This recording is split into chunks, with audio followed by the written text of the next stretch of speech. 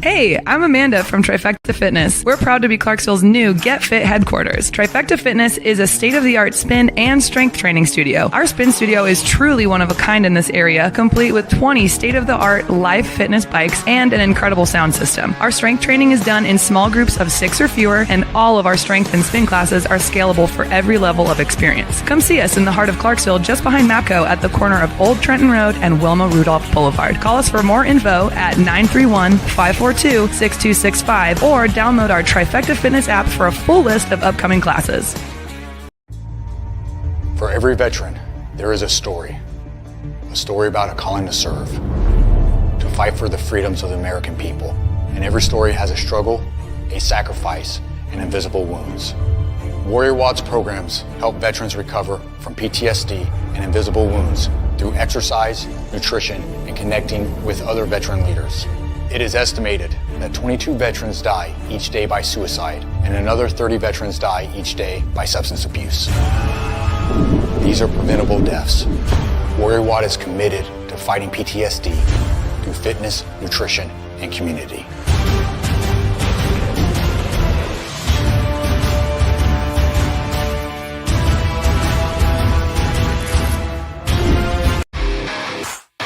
All right.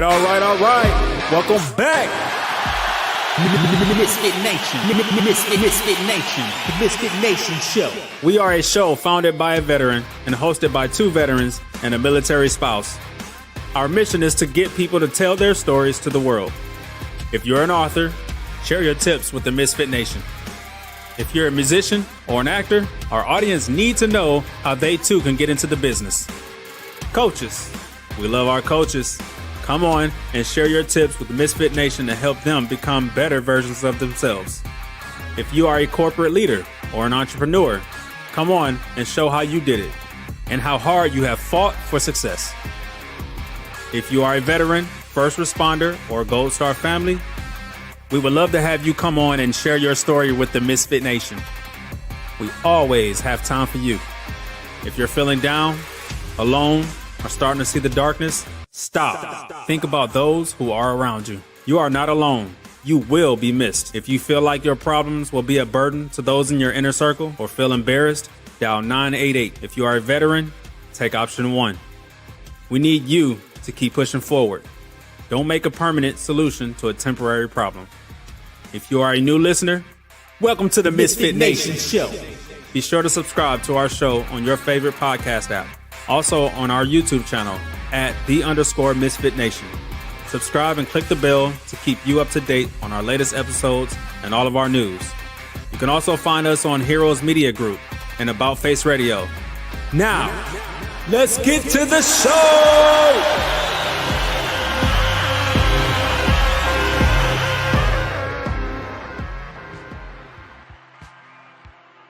All right. The ToosDay Crue is here, hosted by Stephen LaMonica and Jake Collin. It is a Misfit Nation production that brings powerful stories of grit, resilience, and leadership to life. Stephen is a business leader and YouTube consigliere, ensures the show runs smoothly, providing real-time feedback and maintaining discipline during live broadcast. Jake, a 25-year Army veteran and former EOD tech. We call him Hurt Locker. We call him Lacey. Offers deep insights from his extensive service, which includes multiple combat deployments and VIP missions around the globe. Together, they welcome guests from diverse backgrounds to share their journeys, inspiring listeners with stories of overcoming adversity and leading with purpose. Whether you're tuning in for the insightful discussions or to enjoy Stephen's passion for NASCAR or Jake's anecdotes from his farm in Kentucky, the ToosDay Crue delivers a unique blend of entertainment and inspiration every week. So sit back, relax, and enjoy the ToosDay Crue! All right. The crew is here. They're live. They made it through a weekend, a long weekend. We have a new president. We have a new college football champion, and it's not the Irish. It is the Ohio State Buckeyes. Congratulations to those guys up north there for winning that game. We will be back next year. We'll start this night off again. We lost another law enforcement agent Border Patrol agent David Malland was shot and killed during a traffic stop on Interstate 91 in Vermont near the Canadian border at 3:15 p.m. on yesterday. One suspect was shot and killed. The second suspect was injured. He is in federal custody. Agent Malland served with the Department of Homeland Security, Border Patrol for 9 years. He's 44 years old. Keep his friends, family, peers, all those other officers that were there at the time in your thoughts and prayers. And remember, there's other ways to go about things in life without going to the violent notion that this went to there. You can do things a lot differently in life and come out on the other side still alive and maybe live to be a better person. Now, you've been waiting since Sunday for the shows to come back. Jake's pumped. He has a 15-degree day in Kentucky. Steve's pumped. A 15-degree day in New Jersey. It's snowing in Florida. But we're here tonight to light that fire, to bring the noise. So, boys, pull on your hard-line straps and get in here and get ready to rock. Get ready to rumble. Steven and Jake. Technically, Lisa, let's get it going. We're just like jumping into the screen there. Look at that. Yeah, man. What an intro. It's Tuesday. What Good evening, Jake. Good evening. I wish it was 15 degrees here. I'm wondering what kind of tilt we're on right now that Florida is getting snow for the last 2 hours. I have no idea, but I'm glad it ain't us. They were threatening us with 10 inches. If I got maybe 6, I got a lot. I got too much stuff to do outside to go wading through snow. How's your week been so far? Good. Yeah, getting things done, working, getting things done around the house. Good deal. And here we are with our famous show. Yes, we are. Let me tell you who we got tonight, Stephen. We've got Austin Page, and he is the founder of GymFlo Coaching and helps clients break self-limiting beliefs. He overcame a reckless life and now promotes purpose and intent. And his mission is to help clients build their highest version of themselves through mental toughness and self-mastery. So without any further ado, let's get him in here. Good evening. What's Austin. happening, fellas? Good evening, Austin. Thank you. How's everything? Hey. Things are well. It sounds like we have something similar going on. I'm here in Richmond, or just outside of Richmond, Virginia. I got a 12-degree evening myself with a little snow.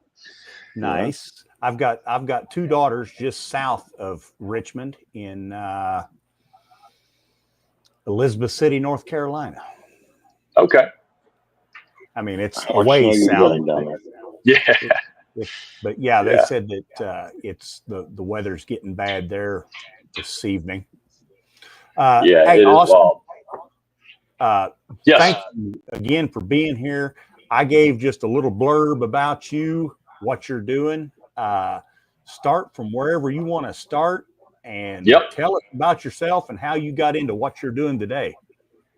I appreciate it again. And so I nearly lost my life. And I know that a lot of people would like to hear the story, but I'm going to briefly go over it and try and hit on some key points of how I was able to flip the switch in my life and start helping others sort of find purpose and passion within their life like I've been able to do with mine. And it's still earned daily. But when I was a little younger, about over the past 10 years, in my earlier days, I was sort of lost, following the crowd.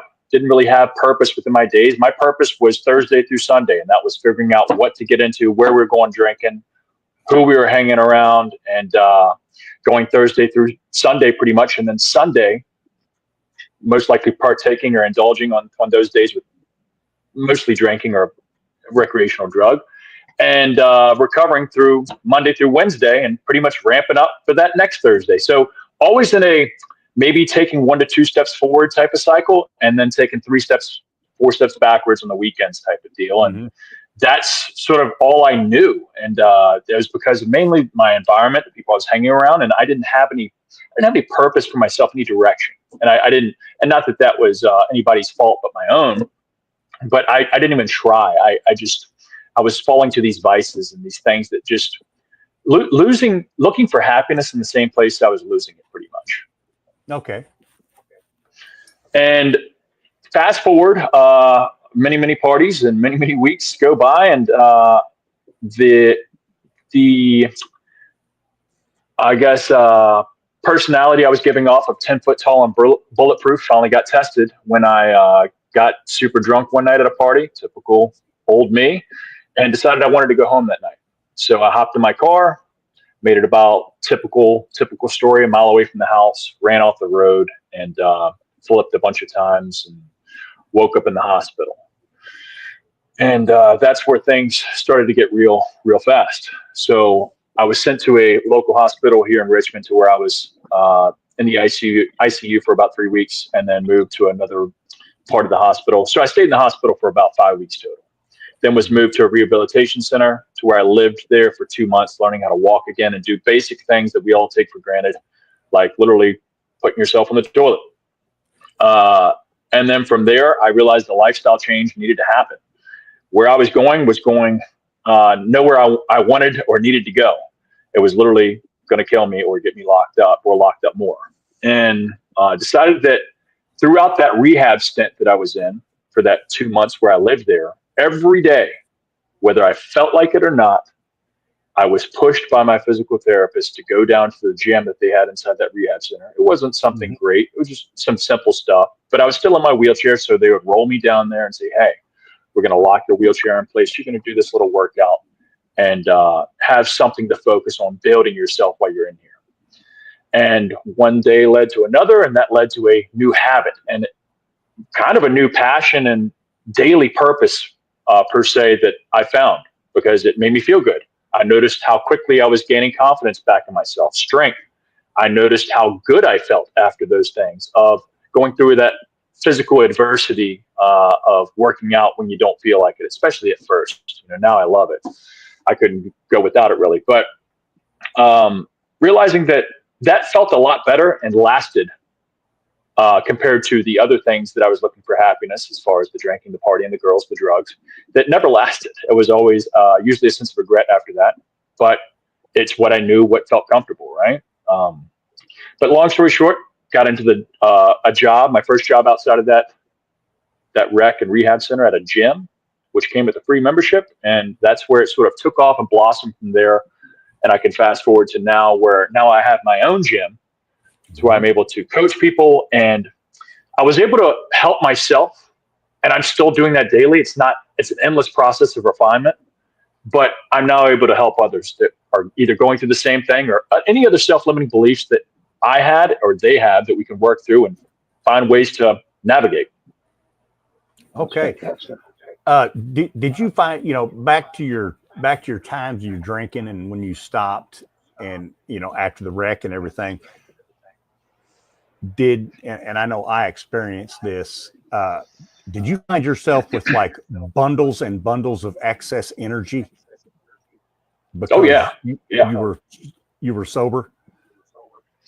Yes. And I also think what like 10x'd it, or at least 3x'd it, was that I was replacing that time that idle time that I would have with exercising, which I think only increased my energy output. Like it was a euphoric feeling to, even though some days I still didn't feel like doing it. I did notice that my energy, my frequency per se, it was just on a different level for sure. Okay. All right. And I started to have respect for myself, like deep down, I didn't like myself in that older life. I did, like, I would put off that persona, but there's a reason why I was always going to the drinking, the drugs, and partying. It was to escape. And now I admire the person I am, the person I'm building, and I can look in the mirror and know that I'm taking those daily actionable steps to try and get better. Yeah. Now, are you to a point now to where you can have a beer and be cool, or you just not drink at all? No. So I'll still drink, but very, very little. Maybe, okay. Everybody says this, but maybe once a month I might have a glass of wine with my wife. We're out at dinner or something like that. But I don't party per se or anything like that. I try.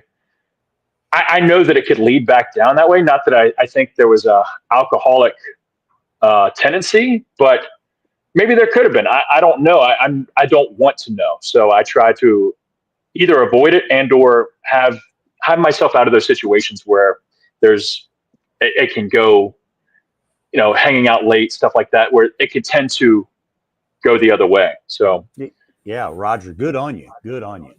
Yeah.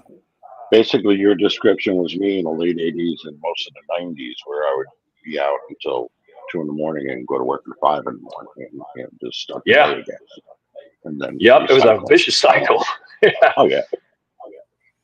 You were saying that, I'm like, that sounds a lot like me.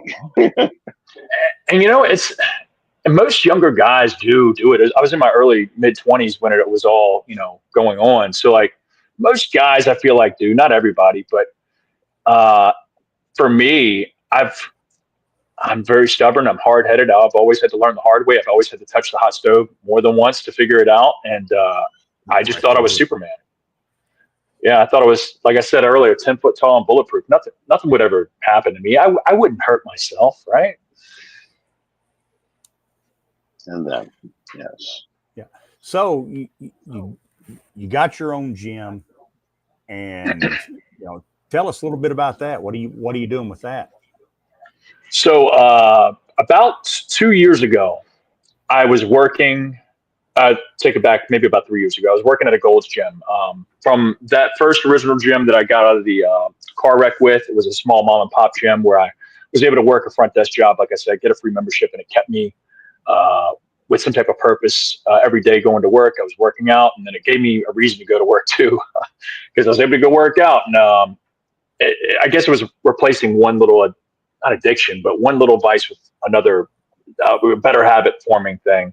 Mm-hmm. And from there, I got hired by a Gold's Gym, a much bigger gym, and started coaching at that gym. So instead of being a front desk person, I started getting into personal training. And cool thing about that is that when I first got a membership at this Gold's Gym, I wasn't certified at all. I'd never trained anybody in my life. I'd only trained myself for a few years at that point. And I had the little conscious talk where I was like, man, I'd really like to do that. It seems like I enjoy it myself. I know how well it's helped me in my life, and I'm sure there's other people that could relate, and I could be able to help in some way. So I reached out to the coaching director, and I was like, hey, I'm not certified, but I would love to get a job or learn the ways. And he was like, hey, we don't really hire people without certifications. But he's like, I've been following you for the past few years while you've been in here. You're dedicated, you're disciplined.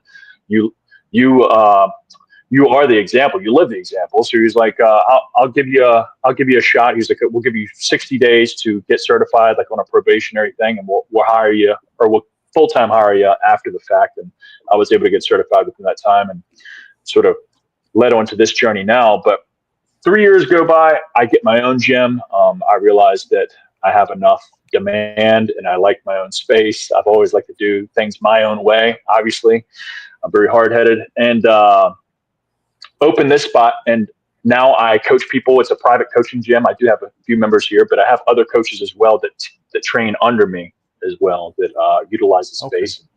We just use this to try and build people up. All right. We got some questions coming in. Yeah. Let me pop over here and see.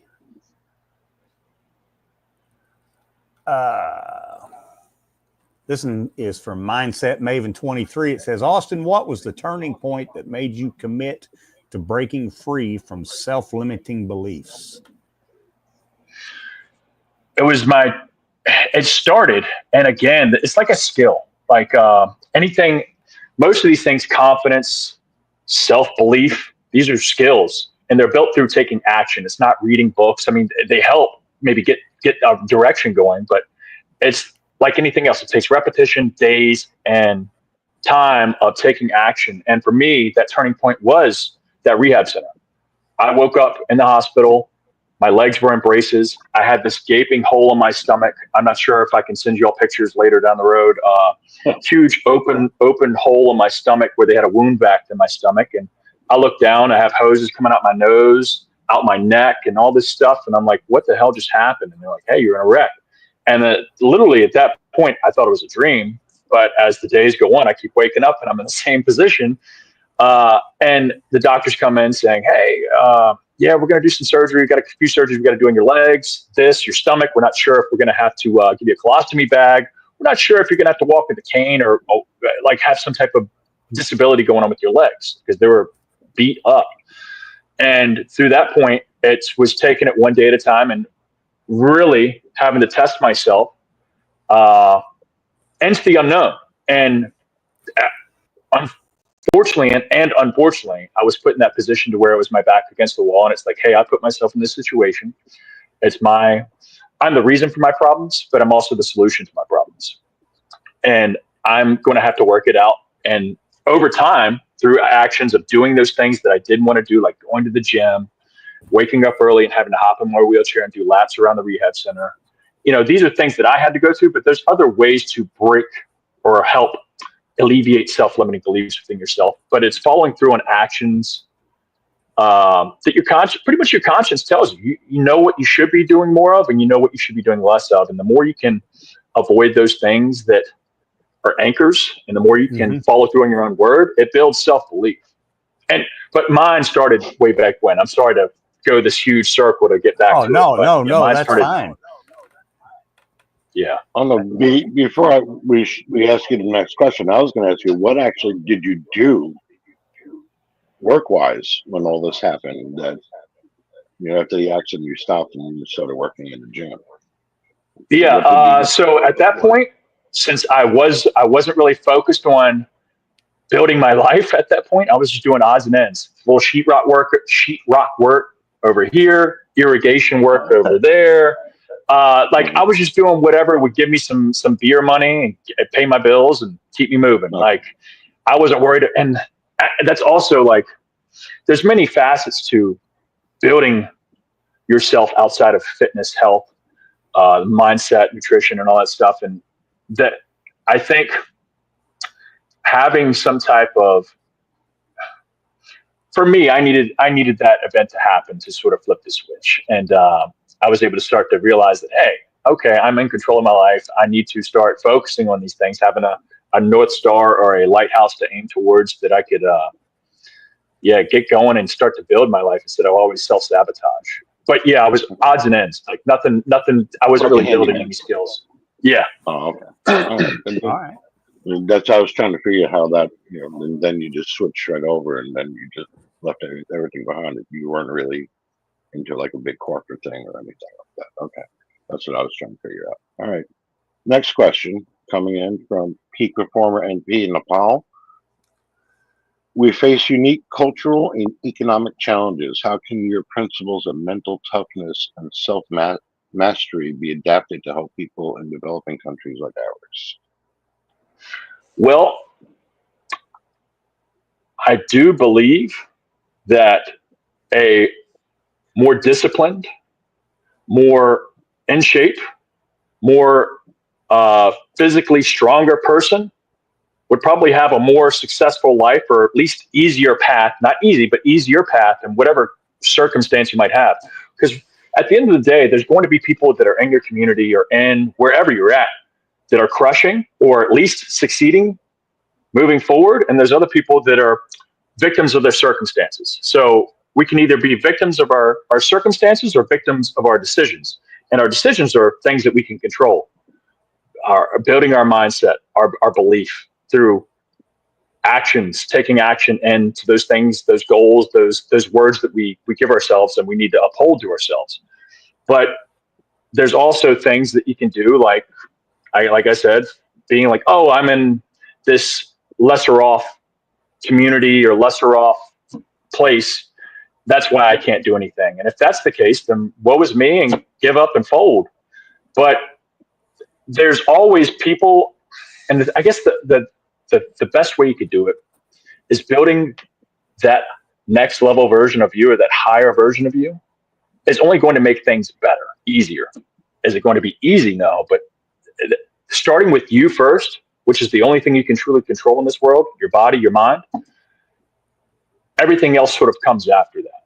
And the moment you start to sharpen and hone those skills of confidence, self-belief, mental fortitude, things like that, which takes time, it's like any other skill, you'll then be able to start to see these open doors or these cracked doors where, okay, there's an opportunity over here now to maybe push myself forward financially or relationship-wise, or take this leap into this next step of my life.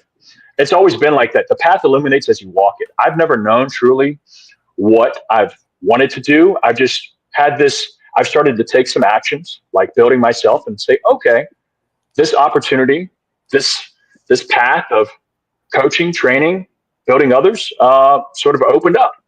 And it did. I mean, I didn't plan on doing it. It's just something that I started doing, and the doors sort of opened, and they have continued. I've met some cool connections and cool clients through this that have opened other opportunities up for me.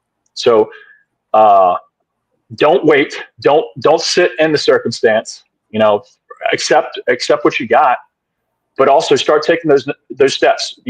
Any step is better than no step at all. So the path, like I said, the path illuminates as you walk it, or as you begin to walk it, at least. So you'll start to see, all right, I need to go here. I need to take this step. I need to pivot, or maybe take 3 steps backwards to go that way. Whatever the case. Right.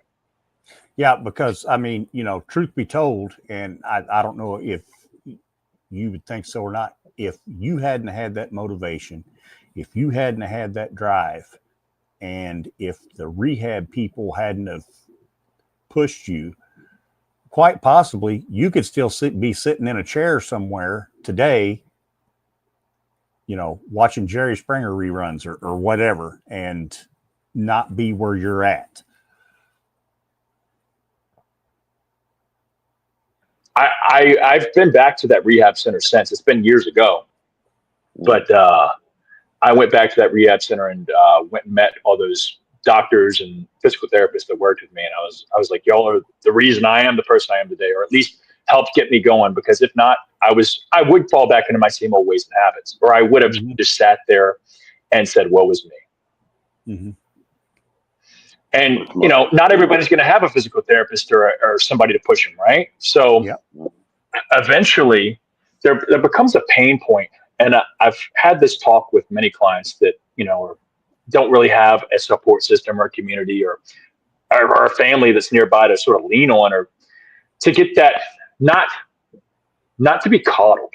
Because a lot of people, they'll say, oh, and it's cool. It's nice to give empathy, and everybody needs empathy. But at the same time, a lot of people can get stuck in their own way, and they need somebody to push, or they need to find a way to push themselves. And sometimes that takes a pain point, or the pain of change, where the pain of changing, or the pain of staying the same way, weighs more than the pain of change. And that happens at different points of time with everybody. It's not the same with me or for them or for Tom over there or Harry over there.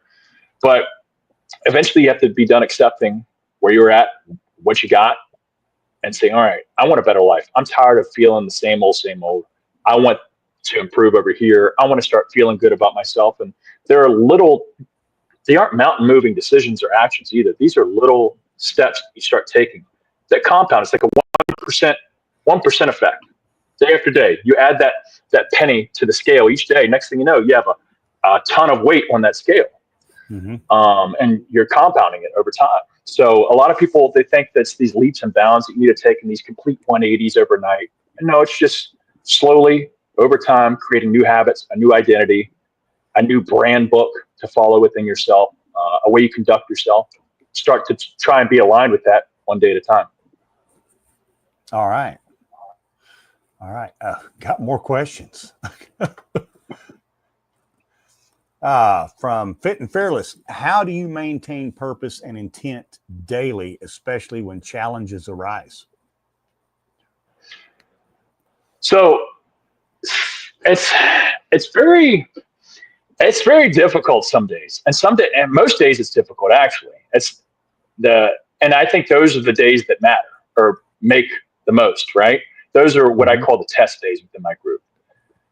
There's a lot of days when, and here's the thing, staying intentful about your purpose, trying to build that next level version of yourself, that next level life of yourself, whatever that vision is or goal may be of yours. Everybody sees their life in this way and hopes that they could always progress, because at least to me, progress fuels my soul.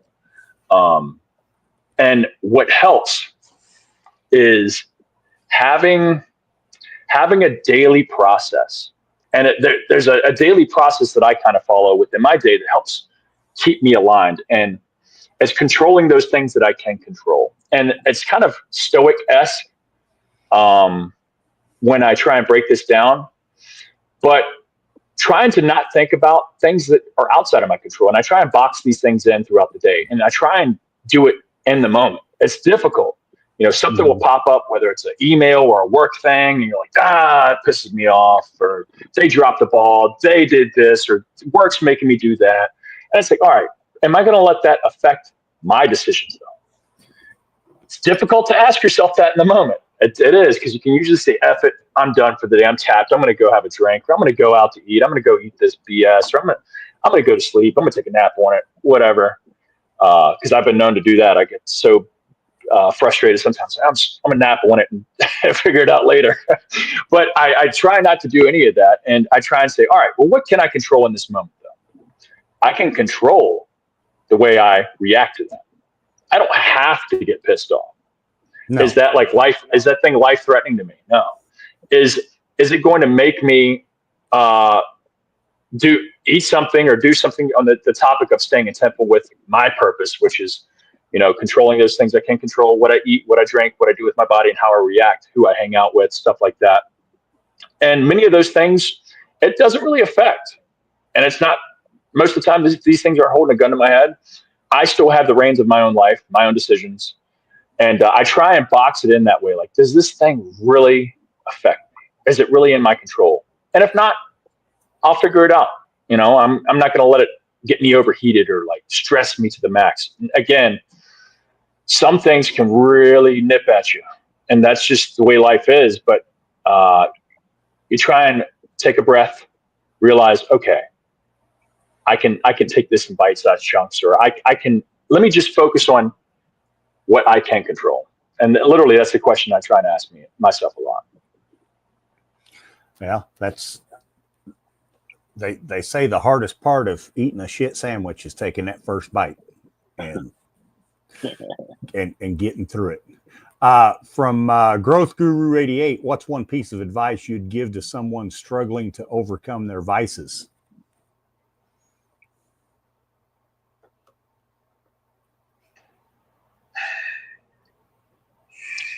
And it depends on what the vice is. Vices can be anything: food, smoking, drinking, of course, pornography, gambling, all these things that cause a sense of quick dopamine hit or release, and realizing that they're short-lived. They never last. Mm-hmm. And they usually bring a sense of regret at the end of the day. And that's where that feedback cycle I was talking earlier is like, you've heard people say it before, I eat because I'm sad and I'm sad because I eat type of deal. And it gets into a vicious cycle to where it's a negative feedback cycle. And some of those vices, or many vices, do that. They bring a sense of regret afterwards, and we should try and use regret as our guide. And again, very difficult to do. It's like a skill. You have to remember to think about it and be like, okay, that hot stove sucked to touch. Let me try not to touch that again. That's okay if you do, but realizing, hey, let me make intent not to do that. And also having a sense of purpose, and what that purpose is hopefully building that better version of yourself. And are those vices serving you, or are they an anchor? Are they holding you back in some way, whether they're holding you back from a goal or the way you want to feel about yourself, or is it costing you financially? That's a question you would have. It depends. It depends on, what you got going on in your life and where you want to go. All right. But is it serving you?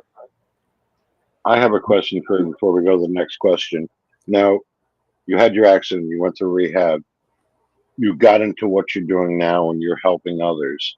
Are you still able to go and be with the people you were with when you were doing all that partying, or did you cut that all out altogether? Can you go out with them and just not get as wasted as you used to get and just hang out, or did you cut all that out? I don't think like I've cut them out, but I've definitely removed myself from that environment. And because and it's crazy looking back, and I kind of knew what he meant, but I also didn't believe it, because you don't want to believe your parents. Your parents don't know what the hell they're talking about. But they kind of did. My stepfather, he was like, you're always the you're always the, and I'm going to butcher it now that I'm trying to say it.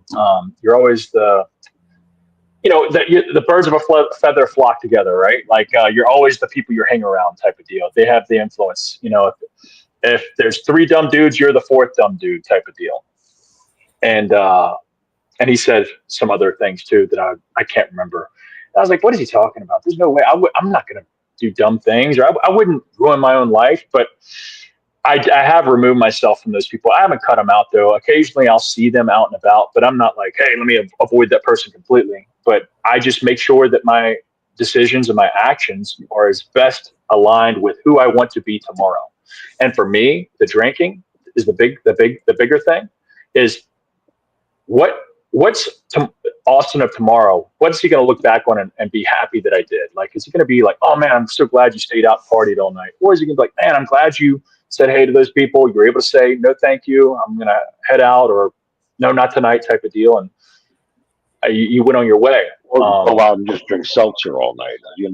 Yeah. Are you able to sit in the room and do that? Yes. And not dive over that bar and say, okay, give me a bottle. Of course. And I think me having a big relationship with my fitness, it's very, I put my fitness, which makes me feel good internally. At the end of the day, I put that so far forward that I know that the drinking will affect tomorrow's fitness and the way I feel tomorrow. And I want to avoid that feeling as much as possible. At least that's how I look at it personally. Occasionally, yes, I do indulge. I'll have a drink.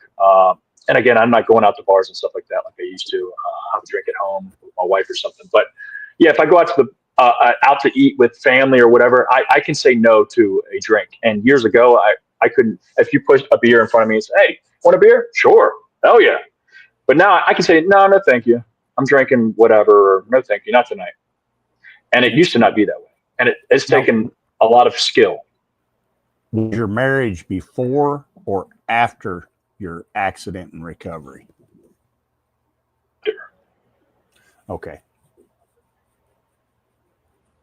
And I'm glad it was, because she's heard about a lot of my past, and my family mentions the person. Not that I was some like hoodlum, but I was definitely a reckless dude.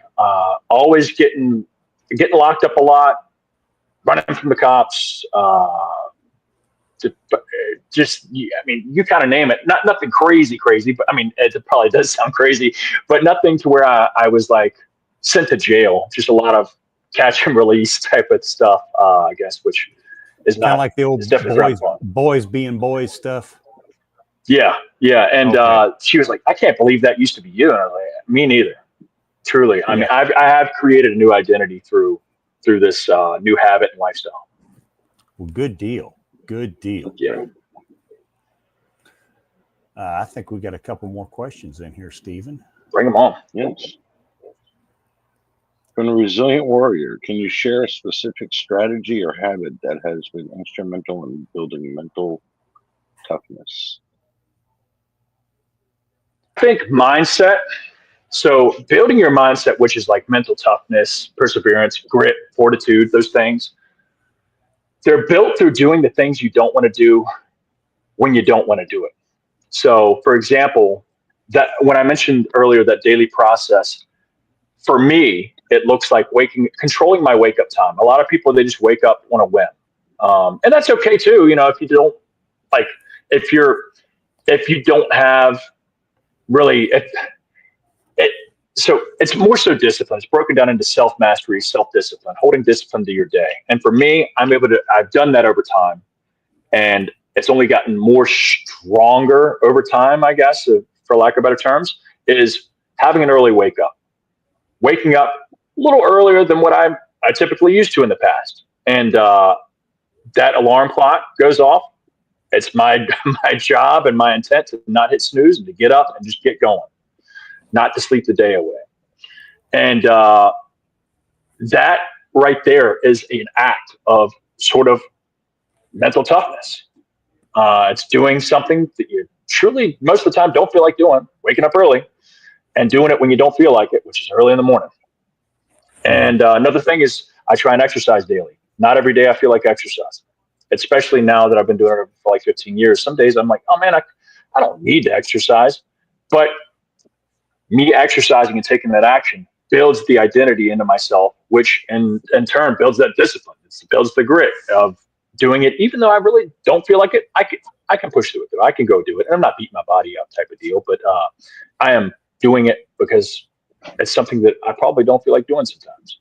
I look at those many little things like that, like sending an email to somebody that I haven't communicated with in a while, or making that phone call to that person that I need to reach out to for a connection, or reaching out to podcasts and sharing my story type of deal. Not all the time. I'm not a true extrovert person. So that's doing stuff that, back in the day, I built it, and it probably doesn't look that way now because I'm now able to talk a little bit more freely, but or a little bit more smoothly. But that is definitely something I had to overcome and do more and more to build the reps, sharpen the knife per se over the stone or the rock.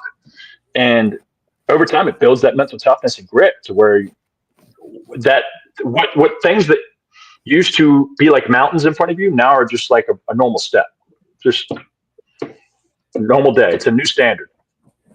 All right. Dang. More questions, Stephen. Yes, there are. This here's from Himalayan Dreamer. Mr. Austin, how can someone from a small community like ours start breaking free from societal expectations and self-limiting beliefs? I think this is one of our this is one of our listeners from Nepal. Nepal, dang! My wife just went over there 2 months ago. Went hiking, the Annapurna circuit.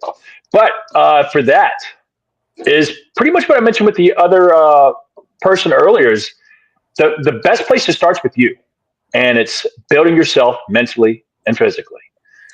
And what I mean by that is doing those things that you don't want to do, and you might not know are what are those things. There's things that you can do as far as building that better version of yourself that this podcast is definitely about.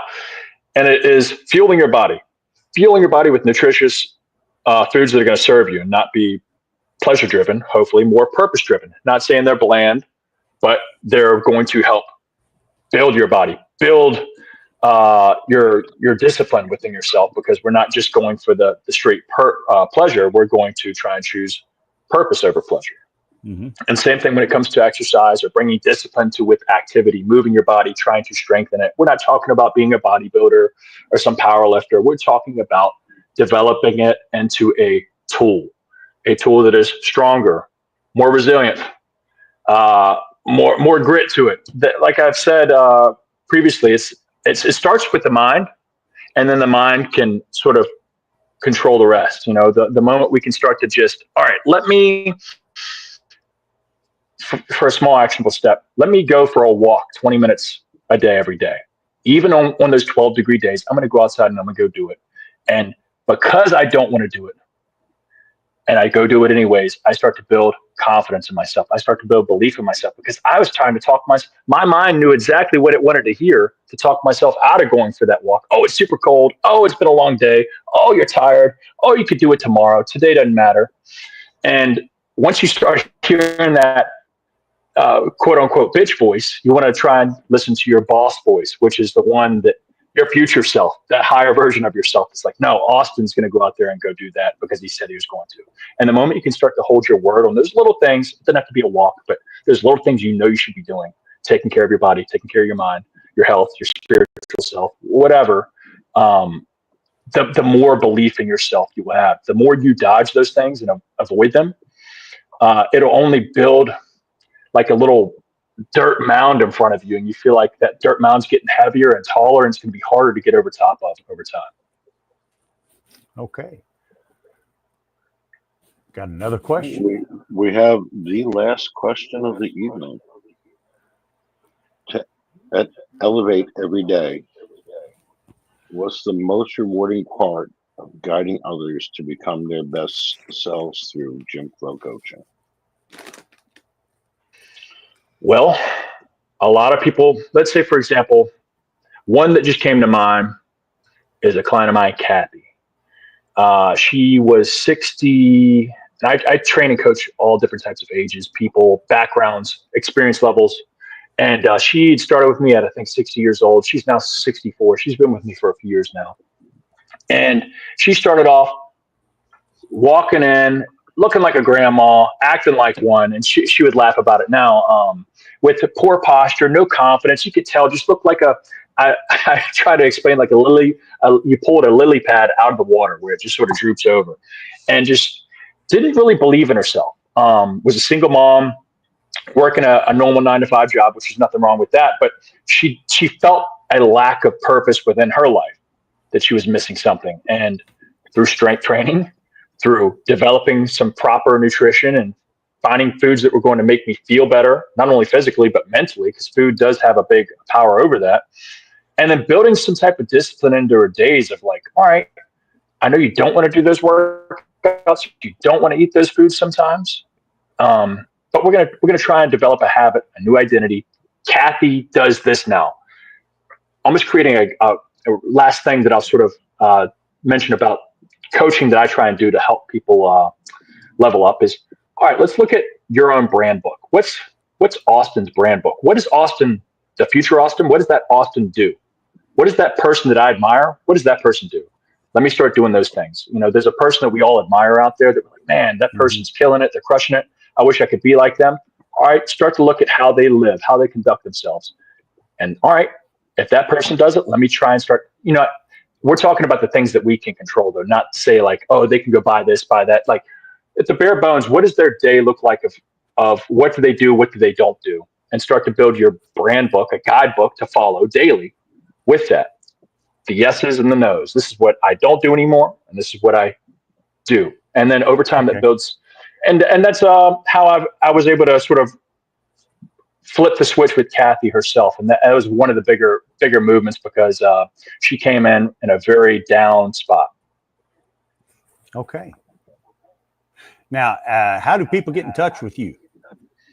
So I do have a website, www.gymflocoaching.com, but I am very, very active on Instagram at @apageman. And I'm always posting throughout my stories, questions, Q&As, and posting content daily on the things that I've done that have helped build my life. And I continue to try and do it because it's an endless process. And if you ever have any questions or you need some help, reach out to me either way, my website or Instagram. All right. Now, one more thing before we go, and we ask this of just about all of our guests. What are 3 non-negotiables that you have to do every day? 3 non-negotiables. Well, I've mentioned them, a few of them. I exercise daily, whatever that form may be. I do control what I eat to the best of my ability. Not every day is perfect, but that is the intention. That is the non-negotiable. And then the other thing is trying to live the example. So I'm only as good as the example I set. And that's not only the best way to lead, it's the only way to lead, is making sure that, am I inspiring somebody? Okay. All right. Well, ToosDay Crue, Misfit Nation, there you have it. The website is GymFloCoaching.com. You will get Austin Page. He is a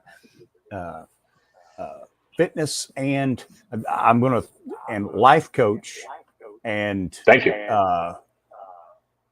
Can give you tips on how to make yourself better, keep stacking victories, and make yourself better every day.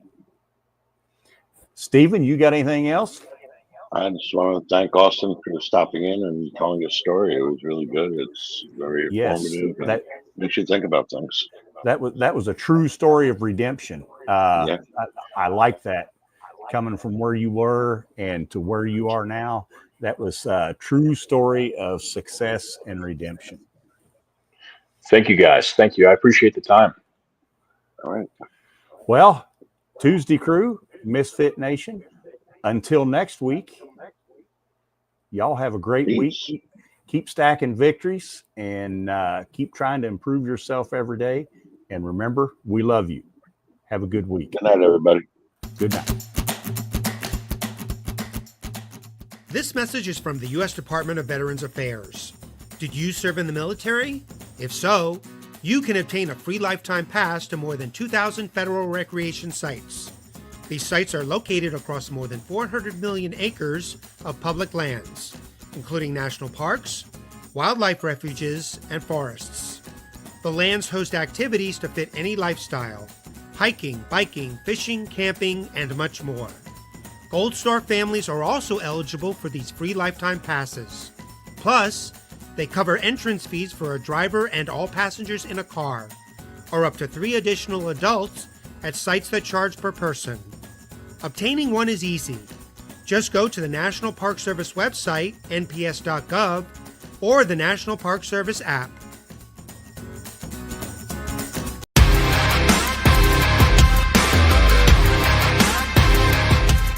Thanks for checking us out and being a part of the Misfit Nation show.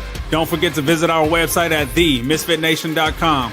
That's themisfitnation.com. Check out all our past episodes and get some of the great Misfit Nation gear for you and your family. As always, be humble, stay hungry, and keep hustling, because we are Misfit Nation. Misfit Nation.